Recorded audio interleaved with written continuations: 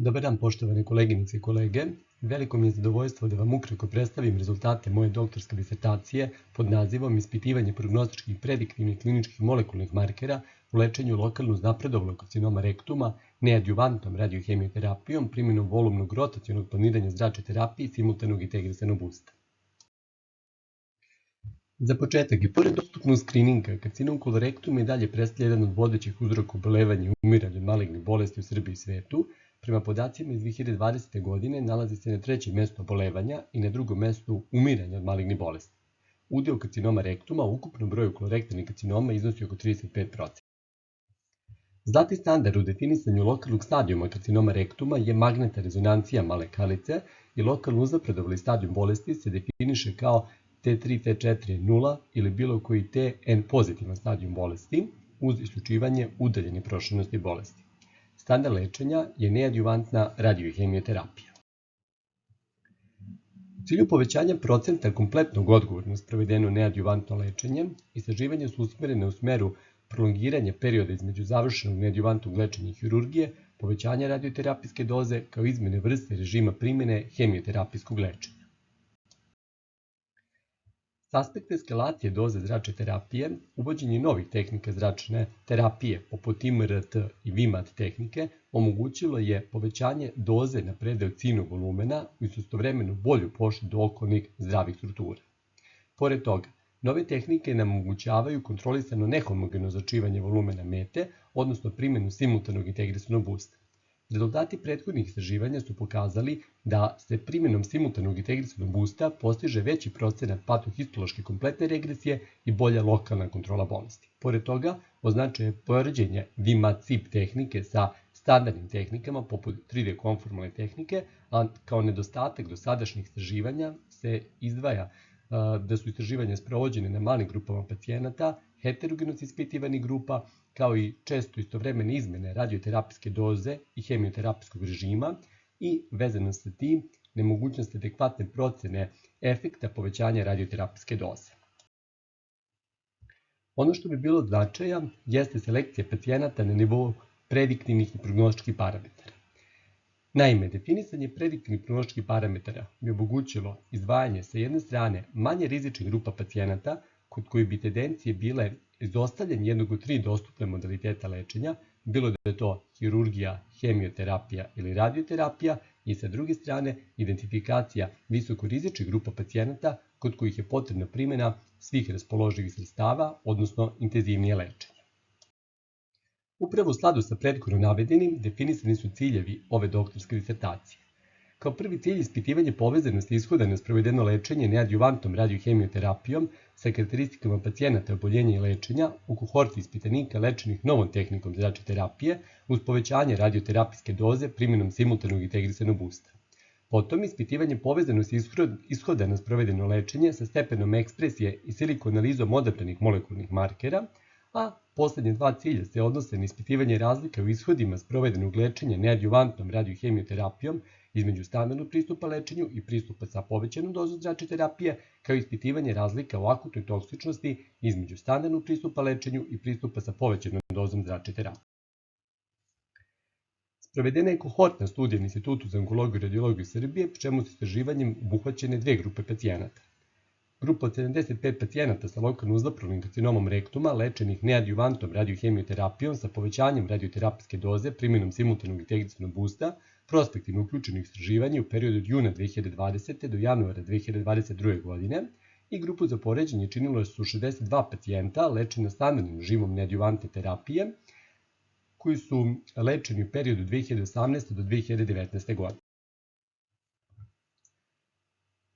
Obe grupe su lečene long course radioterapijom uz konkomitantnu hemioterapiju po PT-Full-leukovorin protokolu u toku prve i pete nedelje zračne terapije.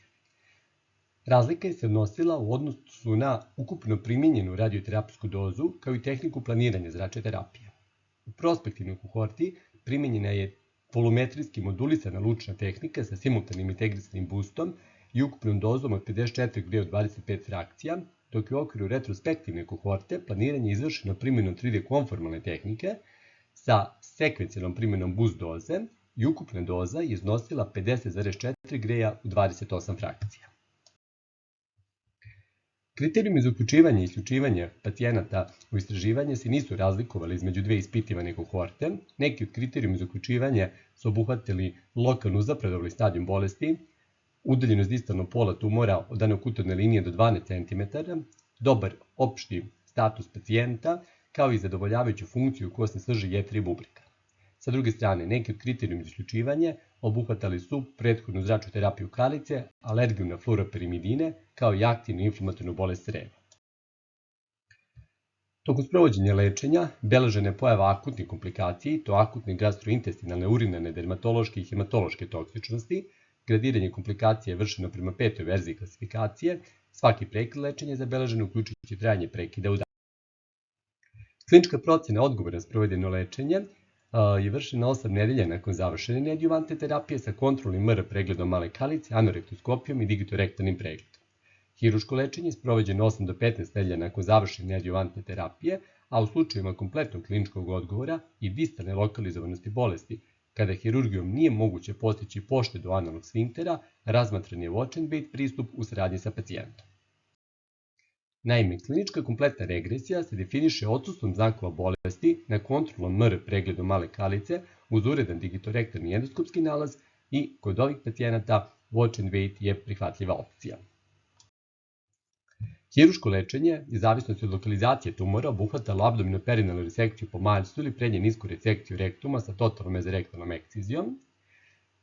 Provođeno je u periodu od 8 do 15 nedelja nakon sprovedenog neadjuvantnog lečenja, a procene odgovora na neadjuvantno lečenje je vršeno u skladu sa tumorskim regresivnim gradusom TRG po Mandardu, TRG 1 do TRG 5 i regresivnim gradusom karcinoma rektuma.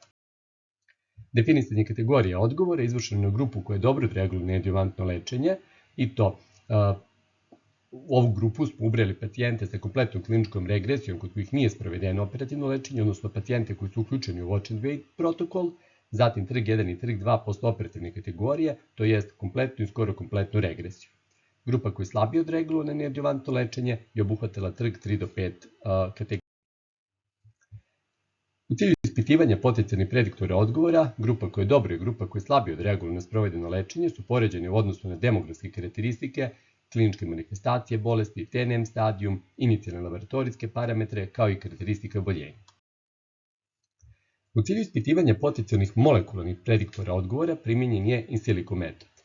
Za cilj smo imali identifikaciju najboljih gena kandidata potencijalnih prediktora odgovora, čija će se ekspresija naknadno određivati u kohorti ispitanika lečenih novom tehnikom zračne terapije. Početni korak je obuhvatio pretragu javne baze rezultata eksperimenata iz polja funkcionalne genomike koristeći ključ reči karcinom rektuma, radiohemioterapija i odgovor na lečenje. Na osnovu sveobuhvatne pretrage identifikovano je 5 adekvatnih setova podataka u kojima je analiziran odgovor karcinoma rektuma na neadjuvantnu radiohemioterapiju.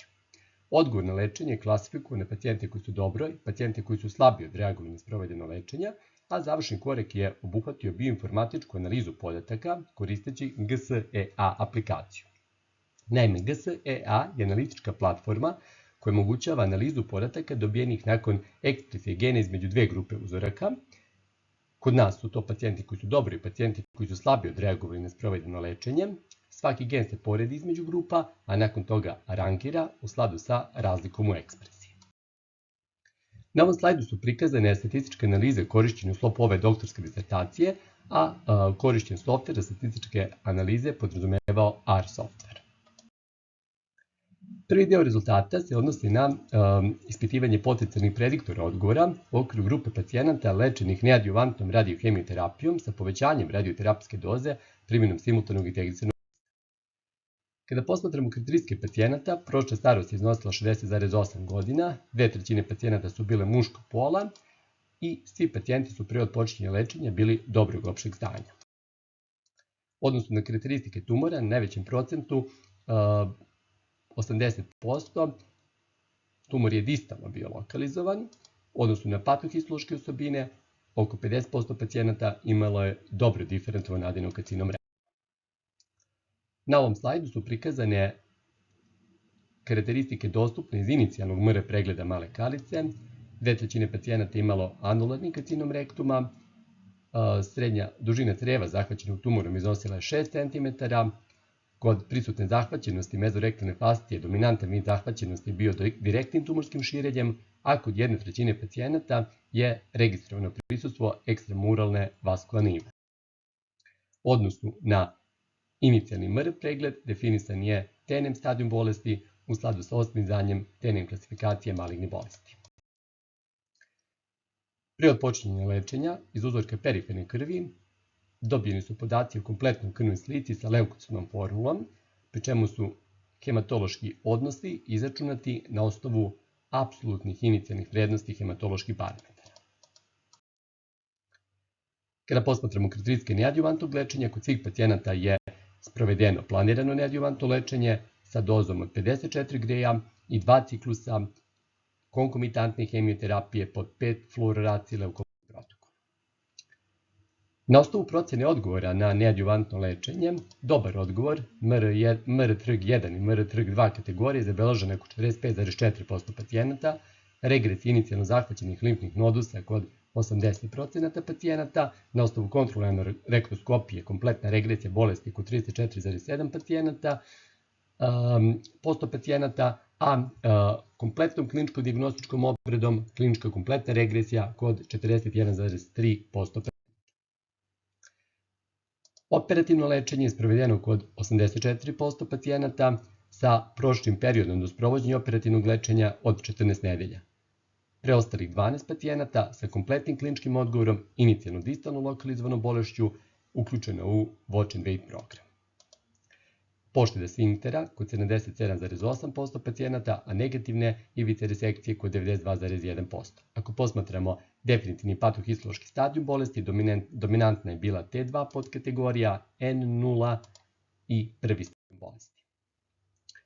U odnosu nisko sprovedenog lečenja, na osnovu kliničke procene odgovora, kompletna regresija kod 34,7%, u podgrupi pacijenata sa sprovedenim operativnim lečenjem, TRG1, odnosno patohistološka kompletna regresija kod 20,6% pacijenata, a poređenjem inicijalnog stadijuma bolesti i stadijuma bolesti nakon sprovedenog hiruškog lečenja, downstaging, odnosno smanjenje stadijuma kod 80,9% pacijenata.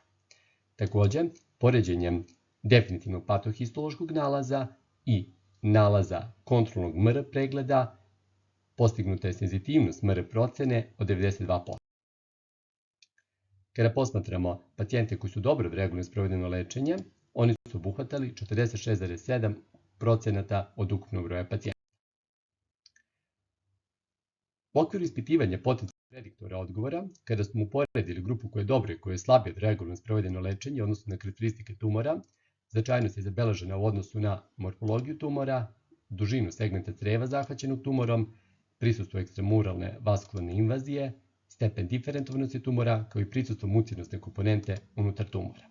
Značajnost nije pokazana u odnosu na T, N kategoriju i stadijum bolesti. Pored toga, u cilju ekstrakcije dodatnih parametara iz MR slike koji nisu dostupni na osnovu rutinskog radiološkog izveštaja, sprovedena je radiomika i to analiza T2V sekvence inicijalnog MR pregleda male kartice.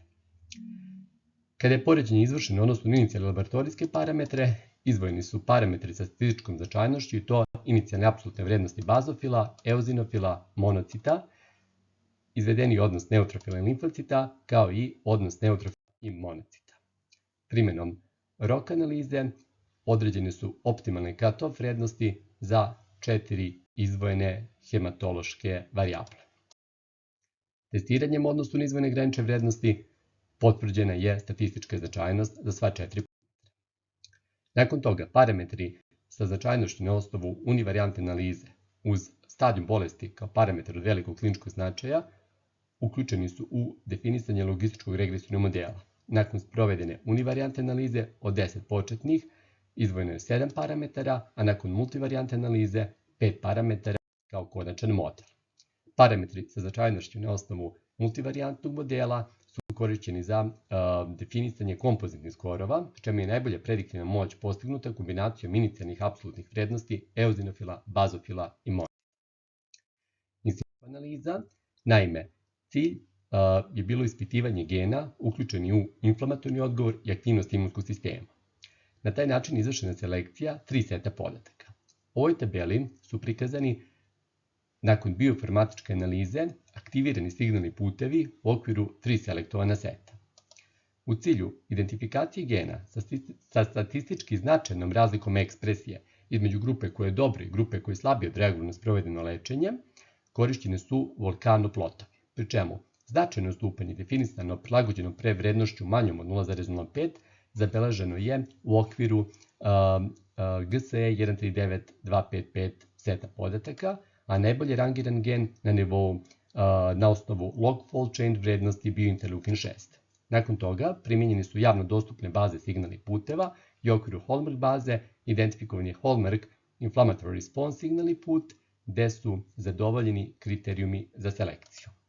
Preklopljeno je top 100 gena u okviru 3 seta podataka i na taj način identifikovano 11 potencijalnih prediktora odgovora, a dodatnim testiranjem značajnosti, s obzirom da nijedan gen nije pokazao značajnost sa sva 3 seta podataka, za krajnju analizu su odabrani interleukin 6, CXCL9, CIB i IDO. Nakon toga, u prospektivnoj grupi pacijenata izvršeno je određivanje ekspresije ovih gena i to iz formalino fiksiranih parafinom kalupljenih uzoraka karcinoma rektuma uzetih inicijalno pri postavljanju dijagnoze bolesti. Analiza je izvršena primjenom kvantitativne lančane reakcije polimeraze u realnom vremenu i značajnost nije zabeležena u odnosu na jedan od 4 selektovana gena. Međutim, kada je poređenje izvršeno pod grupi pacijenata kod koji je sprovedeno operativno lečenje, i to kod pacijenata sa TRG1 kategorijom, odnosno patohistološkom kompletnom regresijom, pacijenata sa TRG4 kategorijom, značajnost je zabeležena u odnosu na IDO1. Naredna dva cilja ove doktorske disertacije se odnose na poređenje novog pristupa lečenju sa povećanjem radioterapijske doze sa standardnom neadjuvantnom radiohemioterapijom. Pre poređenja dve grupe pacijenata izvršena je provera komparabilnosti, pri čemu u odnosu na većinu ulaznih parametara nije zabeležena statistička značajnost među dve ispitivane kohorte, sem u odnosu na lokalizaciju bolesti, gde je u većem procentu distalno lokalizovana bolest bila u VMAT-CIB grupi, odnosno u grupi lečenoj povećanom dozom zračne terapije. Poređenjem odnosno karakteristike lečenja, s obzirom na različiti protokol lečenja, značajnost je zabeležena u odnosu na primjenjenu radioterapijsku dozu, broj frakcije radioterapije, kao i trajanje neadjuvantnog lečenja. Poređenjem odnosu na karakteristike operativnog lečenja, zabeleženo je u većem procentu poštede sfinktera u grupi lečenoj povećanjem doze zračne terapije primjenom simultanog integrisanog busta. Kada je poređenje izvršeno odnosu na definitivni patohistološki stadijum bolesti, statistički značajno niže T kategorije bolesti, N kategorije, kao i stadijumi bolesti, zabeleženi su u grupi lečenoj povećanjem doze zračne terapije. Takođe, poređenjem stadijuma bolesti, kategorije bolesti inicijalno nakon sprovedenog lečenja, statistički značajno niže T kategorije bolesti, T i N kategorije bolesti i smanjenje inicijalnog stadijuma bolesti zabeleženo je u prospektivnoj grupi pacijenata. Ispitivanjem povezanosti ishoda na sprovedeno lečenje sa karakteristikama pacijenata oboljenja i lečenja kohorti ispitanika lečeni novom tehnikom zračne terapije uz povećanje radioterapijske doze primjenom simultanog integrisanog busta mogu se izvesti sledeći zaključci. Na osnovu MR-TR klasifikacije povoljan odgovor je zabeležen kod 45,4% pacijenata.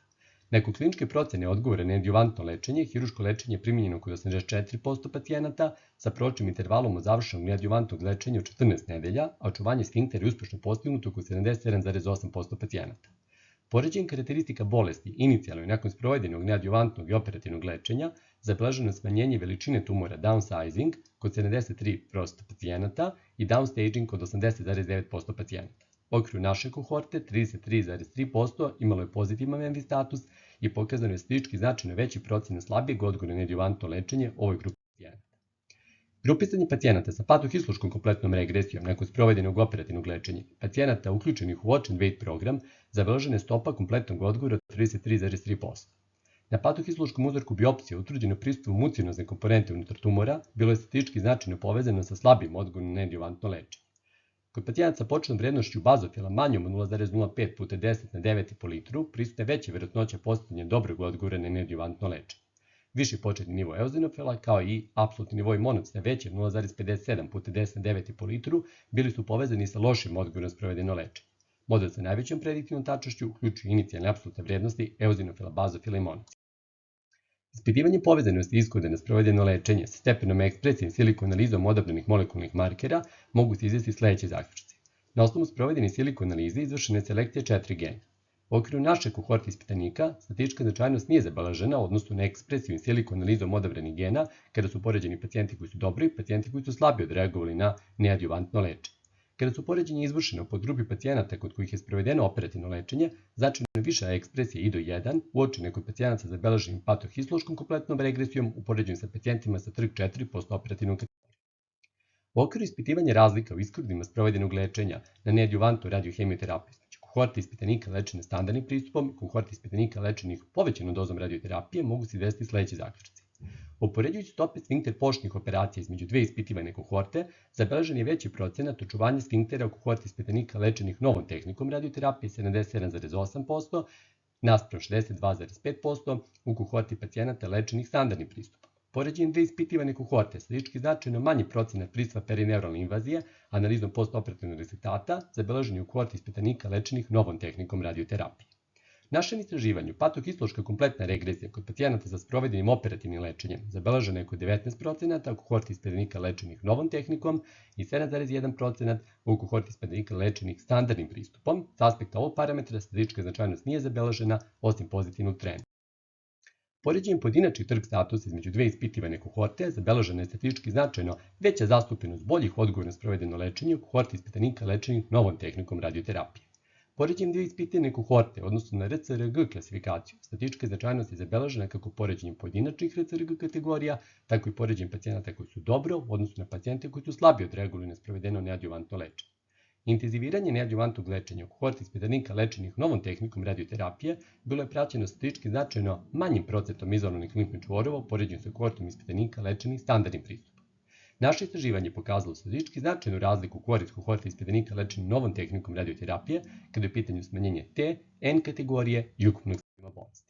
Ispitivanje razlika o akutnoj toksičnosti između dva pristupa lečenju mogu se izvesti sledeći zaključci. Uprkos primjeni VMAT tehnike u kohorti ispitanika lečenih novom tehnikom zračne terapije, kao tehnike poznate po svojoj superiornoj konformalnosti i mogućnosti poštede okolnih organa od rizika, stope nehematološke toksičnosti bile su slične između dve ispitivane kohorte. Statistički značajno veća učestalost urinarne toksičnosti sa pojavom dizurije i učestalom mokrenja zabeležena je u kohorti ispitanika lečenih novom tehnikom zračne terapije. Analizom vremena pojave toksičnosti u toku lečenja zabeležena je statistički značajno ranija pojava toksičnosti u kohorti ispitanika lečenih novom tehnikom zračne terapije. Rezultati prikazani u sklopu ove doktorske disertacije publikovani su u časopisima N21 kategorije sa kumulativnim infofaktorom 9,7. Hvala vam na pažnji.